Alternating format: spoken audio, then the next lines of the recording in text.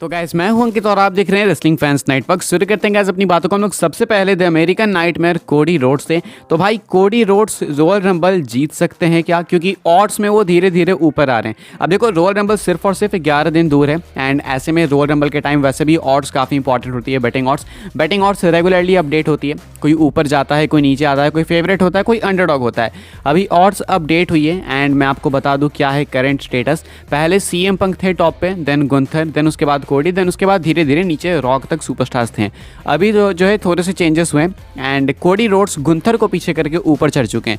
Top पे number 1 पे अभी भी अपने स्पॉट को बरकरार रख रहे हैं CM पंक, लेकिन नंबर 2 पे आ चुके हैं Cody Rhodes the American nightmare and then है गुंथर। उसके बाद जो लिस्ट थी वैसे ही है। तो कोडी रोड्स धीरे धीरे फेवरेट बनते जा रहे हैं। अब क्या कोडी रोड्स CM पंक को भी टेक ओवर कर सकते हैं? इसके चांसेस वैसे तो काफ़ी कम है, बट हु नोज भाई। देखो रॉयल रंबल है, एक्सपेक्ट दी अनएक्सपेक्टेड वाली चीज़ होती है, अनप्रेडिक्टेबिलिटी होती है एंड स्पेशली बैटिंग ऑड्स काफ़ी मैटर करते हैं। यहाँ पे बैटिंग ऑड्स मैटर इसलिए भी करते हैं क्योंकि जो टॉप 3 सुपरस्टार्स होते हैं या जो टॉप 4 होते हैं वही होते हैं लास्ट 3 या लास्ट 4।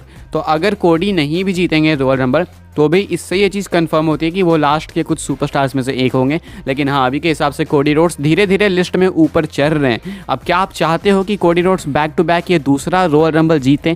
कमेंट करके बताना। By the way Cody Rhodes Roman Reigns rock वाली सिचुएशन के ऊपर एक पर्टिकुलर वीडियो मैंने जस्ट इसके पहले पोस्ट करी है एंड बहुत ही बॉम्ब वीडियो है। तो आपने नहीं देखी तो जाके चेक करो, अनकट वीडियो है, अनफिल्टर्ड वीडियो है। अपने थॉट्स आप लोग भी कॉमेंट करके वहाँ पर बताओ। बहुत सारे लोग बता भी रहे हैं तो बहुत मस्त है रिस्पॉन्स उस पर। अपने रिएक्शन बताना आप लोग। बाकी अभी के हिसाब से यहाँ पे आप लोग कमेंट करके बता सकते हो क्या कोडी रोड्स को बैक टू बैक ये दूसरा साल फिर से रॉयल रंबल जीतना चाहिए या फिर नहीं, या फिर CM पंक का मोमेंट है? कमेंट करके बताना। फिलहाल के हिसाब से बैटिंग ऑड्स में चेंजेस आए एंड अभी और बदलाव होगा फॉर सो। धीरे धीरे चेंजेस आएंगे तो मैं आपको बताते जाऊंगा। आगे बढ़ते हैं, बात करते हैं अगली स्टोरी के बारे में जो कि है LA नाइट को लेकर। एंड LA नाइट ने एक बॉम्बसेल ड्रॉप करा है WWE की वेलनेस पॉलिसी को लेकर। तो क्या कहते हैं वो WWE की वेलनेस पॉलिसी के बारे में, वो मैं आपको बता दूं। अब LA नाइट आते हैं रिसेंटली किसी पॉडकास्ट में या किसी इंटरव्यू वगैरह में आते हैं। अभी रिसेंट में इन लोगों ने भाई बहुत सारे इंटरव्यूज़ दिए, लेकिन LA नाइट जिसमें आते हैं उसमें कुछ ये ऐसा कहते हैं, you can't use steroids because that would actually make recovery easy, but no, every month we get tested every single month। तो स्टेरॉइड्स की बात रिसेंटली में बहुत ही ज़्यादा चल रही थी, स्पेशली जब से रैंडी ऑर्टन वापस आए इतनी तगड़ी फिजिक के साथ। सेम गोज भी थे स्टार्स। लोग एलिगेशंस लगा रहे थे कि भाई ये वेलनेस पॉलिसी हटा दी क्या इन लोगों ने, ये ड्रग्स वगैरह ले रहे हैं या फिर क्या स्टेरॉइड्स वगैरह यूज़ कर रहे हैं। फिर ड्रग्स तो खैर बहुत बड़ी बात कर दी मैंने, वो हटाओ। स्टेरॉइड्स वगैरह क्या यूज़ कर रहे हैं, ऐसा कुछ है क्या?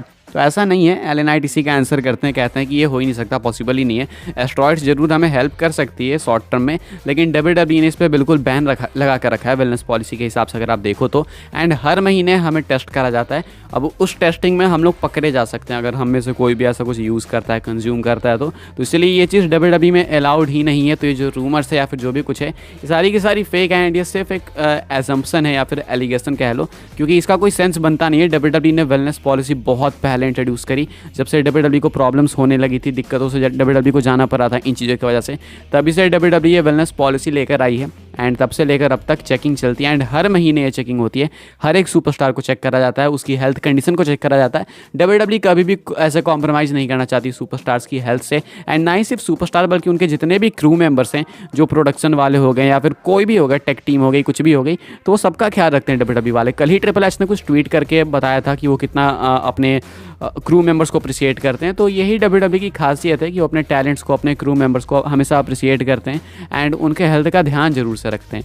तो ये कुछ LA नाइट रिवील करते हैं वेलनेस पॉलिसी को लेके अभी के रिसेंट इंटरव्यू में। आगे बढ़ते हैं, बात करते हैं अगली स्टोरी के बारे में जो कि है ग्रेसन वॉलर को लेके। अभी ग्रेसन वॉलर और LA नाइट ऑस्ट्रेलिया गए हुए थे, जहाँ पे कि वो एक इंटरव्यू देते हैं एक न्यूज़ चैनल को, एक TV शो के लिए, न्यूज़ चैनल शो के लिए। अब यहाँ पे ना चीज़ें थोड़ी सी रियल हो गई। क्या हुआ कि ग्रेसन वॉलर थोड़ा सा भड़क गए जब उन्हें लगा कि WWE की एंड प्रो रेसलिंग एंटरटेनमेंट की डिसरिस्पेक्ट करी जा रही है।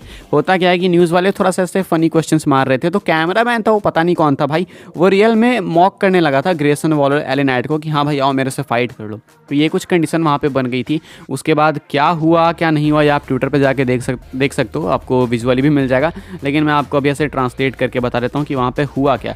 तो जब ये पूरी कंडीशन होती है, पूरा कंडीशन आता है, तो कहते हैं ग्रेसन वॉलर उस कैमरा मैन से, if I come over there right now we are gonna have the police here cause I am not gonna give you some fake punch, like I am gonna punch you straight in the jaw, you want talk to me like this ain't real. कह रहे हैं कि अगर मैं तेरे पास आ गया ना भाई तो पुलिस को आना पड़ जाएगा यहाँ पे, क्योंकि मैं ऐसा नहीं कि तुझे कोई फेक वेक पंच पंच मारूंगा, मैं सीधा जॉ पे पड़ेगा पंच, सीधा नॉक। उसके बाद कहते हैं कि तुम्हें ऐसा लगता है कि ये चीज़ जो हम लोग कर रहे हैं वो फेक है, रियल नहीं है, ऐसा कुछ कहना है ग्रेसन वॉलर का। उसके बाद सेपरेट किया जाता है कैमरामैन ग्रेसन वॉलर को। तो बेसिकली यहाँ पे ग्रेसन वॉलर WWE के लिए, WWE की रिस्पेक्ट के लिए एंड टैलेंट्स की रिस्पेक्ट के लिए खड़े होते हैं, उस वॉइस रेज करते हैं एंड कहते हैं कि तुम्हें अगर लगता है कि ये रियल नहीं है तो देन ठीक है भाई, मैं आता हूँ तुम्हें नॉक करके दिखा देता हूँ। तो ये कंडीशन बनी थी। अब ये चीज़ तो देखो है कि WWE स्क्रिप्टेड है, बट इसका मतलब ये नहीं है कि WWE फेक है। ये बहुत एक मैसिव डिफरेंस है, लोग समझते नहीं है। मैंने अभी कुछ यूट्यूब शॉर्ट्स भी देखी थी, कोई था भाई, कोई यूट्यूबर ही था, कोई शॉर्ट्स यूट्यूबर, वो ऐसा कह रहा था कि फेक है। I know it's scripted, but भाई फेक और स्क्रिप्टेड में एक बहुत मैसिव डिफरेंस है। फेक ये तब होगा जब आप रिस्क नहीं लोगे, जहाँ भी रिस्क है वहाँ पे चीज़ें रियल ही है। अब ऋतिक रोशन हो गया भाई, मूवी में रिस्क लेते हैं काफ़ी ज़्यादा, तो वो रियल है उनका, या फिर अक्षय कुमार हो गए, ये काफ़ी सारे रियल रिस्क लेते हैं खुद से। तो मूवी तो स्क्रिप्टेड है, बट जो रिस्क वो ले रहे हैं वो तो रियल है ना। तो उस कंडीशन में चीज़ें थोड़ी मिक्स हो जाती है, बट लोग ये चीज़ समझते नहीं है। थोड़ा सा अंडरस्टैंडिंग आनी चाहिए, WWE को थोड़ा सा रिस्पेक्ट मिलना चाहिए कि आपसे लोग डिसरिस्पेक्ट करते हैं। फिलहाल ग्रेसन वॉलर इसको ही लेके खड़े होते हैं। आगे बढ़ते हैं, बात करते हैं WWE लेजेंड कार्लिटो के बारे में। भाई कार्लिटो का WWE रिटर्न तो हो गया, लेकिन कार्लिटो एज सच कोई हाइप में देखने को नहीं मिल रहे हैं। लेकिन फिर भी उनके फ्यूचर प्लान्स क्या है, इसके ऊपर खुद ही वो लाइट सेट करते हैं। क्या कहते हैं वो मैं आपको बता दूं। कार्लिटो कहते हैं कि देखो मेरा मेन एम है इस रन के साथ कि मैं नए टैलेंट्स को ओवर करूं एंड नए टैलेंट्स का फ्यूचर बिल्ड करूं। मतलब मैं पहले भी WWE के अंदर आ चुका हूं, मैं बहुत टाइम से वेट कर रहा था एक परफेक्ट रिटर्न के लिए। तो बीच बीच में तुमने देखा होगा कि मैं थंडरडोम में भी आया था, रॉयल रंबल 2021 में। उसके बाद मैंने छोटे छोटे अपीयरेंसेस दिए एंड अभी मैं एक फुल टाइमर के तौर पर प्रेजेंट हूँ एंड मैं टैलेंट्स को ओवर करना चाहता हूँ, उनका फ्यूचर और ब्राइट बनते हुए देखना चाहता हूँ। तो मैं उसके लिए ही आया हूँ एंड मेरे फ्यूचर प्लान्स यही है कि मैं फ्यूचर टैलेंट्स को प्रिपेयर करूँ। ये कुछ कहा है कार्लिटो ने। बात कर लेते हैं गाइस अपनी आखिरी स्टोरी के बारे में। Just suppose Roman Reigns versus rock, यही वाला मैच हो रहा है रेसलमेनिया के अंदर, रेसलमेनिया 40 के अंदर।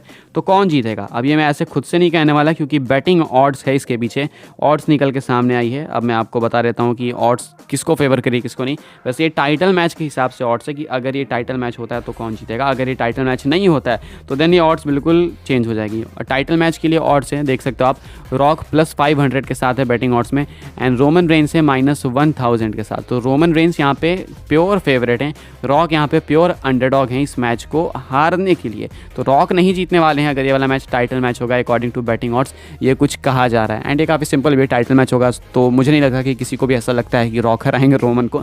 फिलहाल गाइस इस वीडियो के लिए यही कुछ अपडेट्स हैं एंड आई होप आपको इन्फॉर्मेशन मिली हो तो प्लीज़ वीडियो को लाइक करें, शेयर करें एंड सब्सक्राइब करें चैनल को। और भी ऐसे ही WWE की न्यूज़, रूमर, अपडेट्स सब कुछ टाइम टू टाइम पाने के लिए फॉलो कर सकते हैं आप लोग मुझे इंस्टाग्राम एंड ट्विटर पे, लिंक आपको मिल जाएगी डिस्क्रिप्शन में। ज्वाइन कर सकते हैं व्हाट्सएप चैनल को, उसकी भी लिंक आपको मिल जाएगी डिस्क्रिप्शन में। बाकी मिलते हैं अपनी नेक्स्ट ऑफर काफ़ी इंटरेस्टिंग वीडियो में।